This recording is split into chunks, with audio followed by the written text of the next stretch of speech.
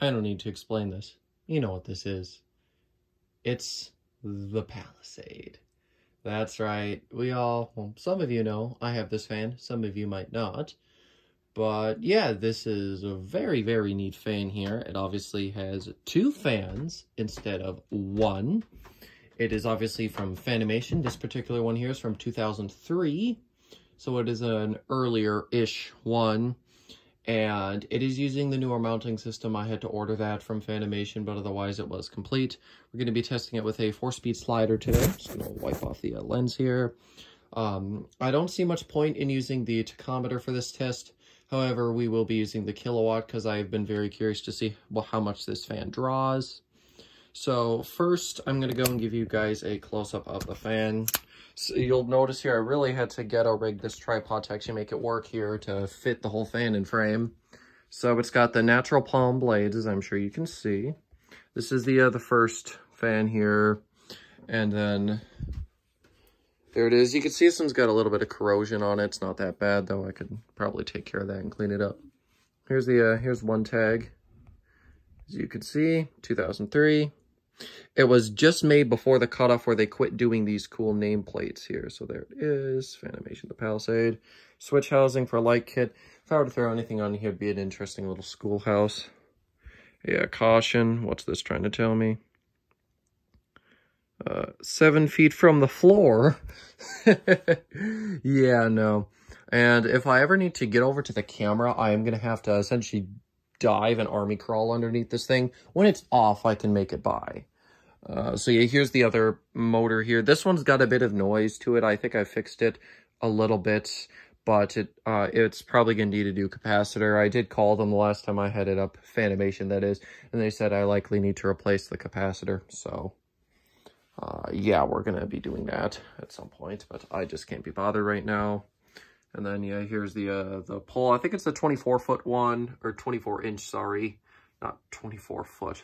That would be ridiculously long. Yeah, here's the canopy and stuff. He's a pretty hefty mounting bracket. And then, as you can see there, it says Fanimation right there. This is just such an amazing fan, though. I'm so lucky to be able to own one of these. And yeah, I'll just show you the control here. It is actually a genuine Fanimation control as well. I've been using this to test a few other fans, so I figured I'd leave it up for this one. So yeah, now I'm going to go ahead and move over here. Now I'm going to be standing over there, so if you guys cannot hear me, I do apologize, but I can't duck and cover or duck and run underneath this fan like 4 or 5 times for the sake of the video. Now this fan actually does move quite a bit of air. I'm not going to go in for a close-up on its full speed. There's not too much point to this one, but trust me, it moves the air. All right, so I'm going to go head over here now. And we'll go ahead and get everything set up. So I do have my kilowatt here, which we're going to plug in. Make sure that's set. And now we're going to put it to its 4th speed. Okay, it does appear to be working without it stalling, which is nice. Never mind, it stalled. So we're going to take it up to this next speed, which is speed 3. I think it's still not enough, so we're going to go ahead, put it to the next speed here. Now it's working. What you hear is probably the blades sort of rattling around. I don't over tighten them so I don't damage the blades. So here they go. It's going pretty slow here. So how this fan works is, this side here uses one, I think they both have 40-degree pitches, but this one's pitched in one direction, whereas that one over there is pitched the opposite direction. So it essentially will funnel all the air into here, and this is where you feel it. And yeah, you do actually feel the air from it. I can feel it from over here as well, especially when it's running on the higher speeds. So anyways, right now it's running 0.52 amps, 19.0 watts, and 1/3 of a power factor. So anyways, go ahead and take this fan up to full speed. And you'll notice a big jump in speed here. This is as fast as it goes. It does move quite a bit of air. It's a very mesmerizing fan to look at.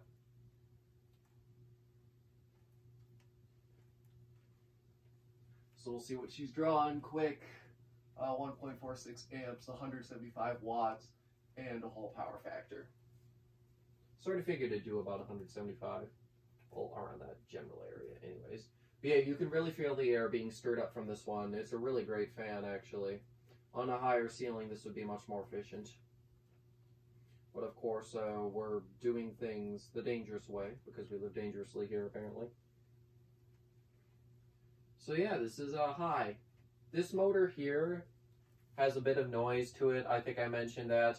It sort of got better when I tightened down a loose screw over here, but it still could use some work.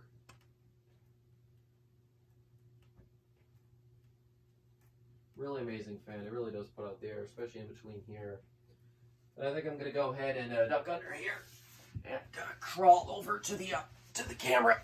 There we go. I think that's the first time I've ever successfully army crawled in my life, but we had to do what we had to do. So I think I will actually go and give you guys a close-up on the fan while it's running here. Give you all some different angles. So one of my favorite angles is looking at it like directly from here, like a little bit from over here. This is a kind of an interesting one. Let's see, I think I can slip back here. Oh yeah, there we go.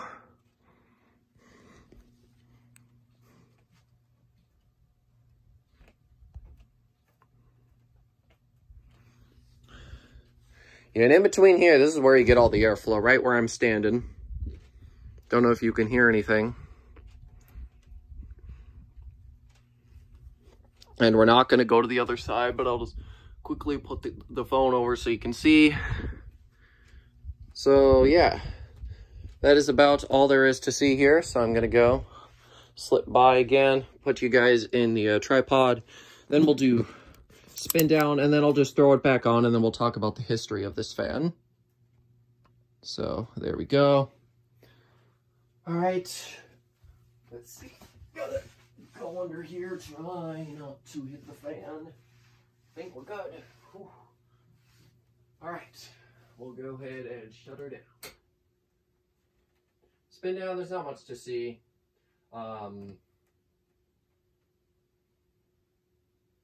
It just does this for a second. Eventually it will come to a stop once it finds its even place. Eventually. There we go, just come to a stop. So anyways, like I said, we are gonna put it back on. And now, yeah, I think I'm gonna try to come back over one more time here. Oh God, this thing is too much. There we go, I think I've made it by. I'm just gonna scoot along the floor here. There we go.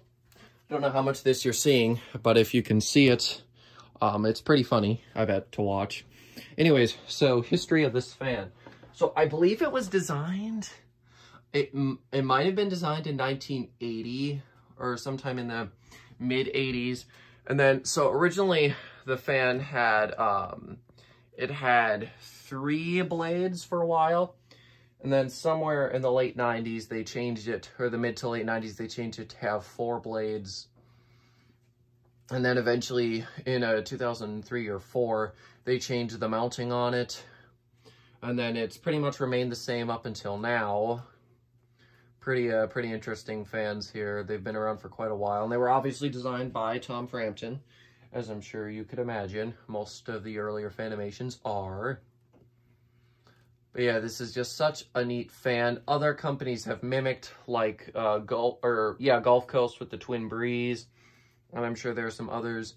But really, nothing beats the Fanimation. The Fanimation is the original, and it's way higher quality, way heavier duty.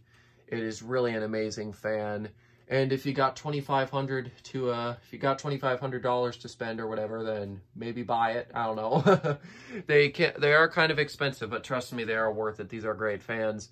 Now, I can't remember if I mentioned it, but I certainly did not pay $2,500 for it. I paid $50 for it.